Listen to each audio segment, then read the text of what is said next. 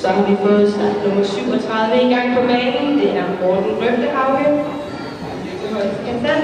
Derefter er det starten nummer 38, Mia Schødt-Dikov, og derefter starten nummer 40, Mads Larsen.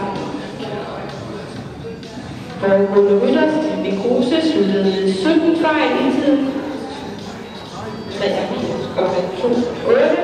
og de 5 er fejl, der var for overtagelse af fejlfri tid.